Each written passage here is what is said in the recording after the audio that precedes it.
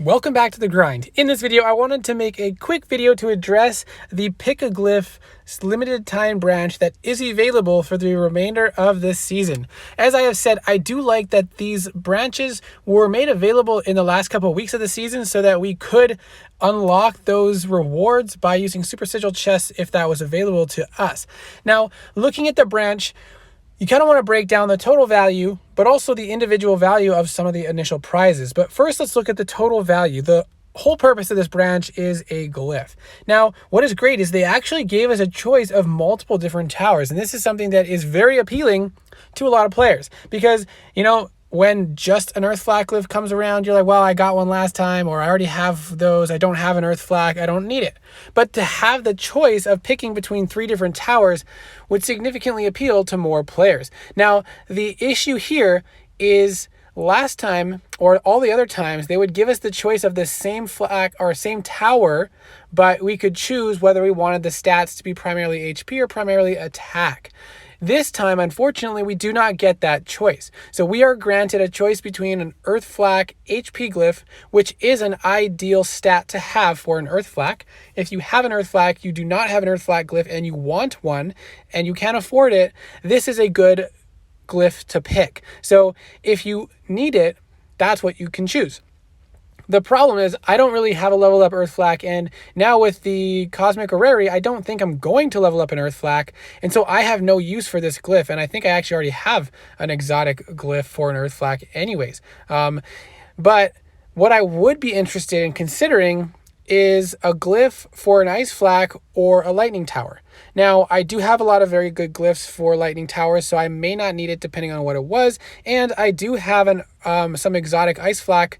I think it's a rune, and so that island is pretty full already, so I'm not sure if I would, but I probably would have picked it up for if I wanted to play around with it, or, you know, when I have a future island with another Ice Flak. But the problem is, this is an Ice Flak attack glyph. Typically, I recommend HP for the majority of towers because you want those towers to live longer, and that way you can land another heal on them. That way you can get a couple extra shots off. Maybe one more super shot from the Ice Flak disables the dragon and they die. So for the vast majority, pretty much all towers with one exception, I choose HP, and I think that is definitely the best stat to have, and a lot of players support that. A lot of players that I really value their opinion also feel that way. And so if this Ice Flak glyph was HP, then I would recommend it to players who needed it. But because it is primarily attack, the HP stat is not as significant, and therefore I don't recommend using this as your Ice Flak glyph on a base. I recommend using HP stats instead. So unfortunately, we don't have the choice to pick an HP Ice Flak glyph. Now, here we come to the one exception to that rule is Lightning Towers. And so it's kind of funny that the Lightning Tower HP glyph is the one glyph or rune that I would recommend attack for. And overall, it's actually not just attack, but super shot damage.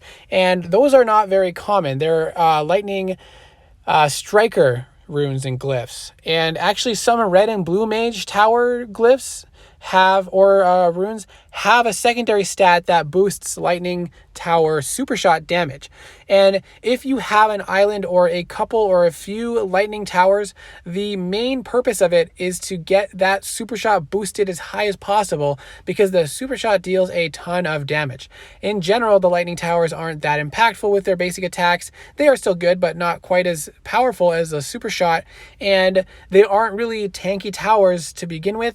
So adding HP isn't really the point. The point of them is to have a sudden burst of super shot damage from the lightning towers. And so, especially because the runes that give super shot damage give a lot of super shot increased damage. So it is quite impactful to have those striker runes and glyphs.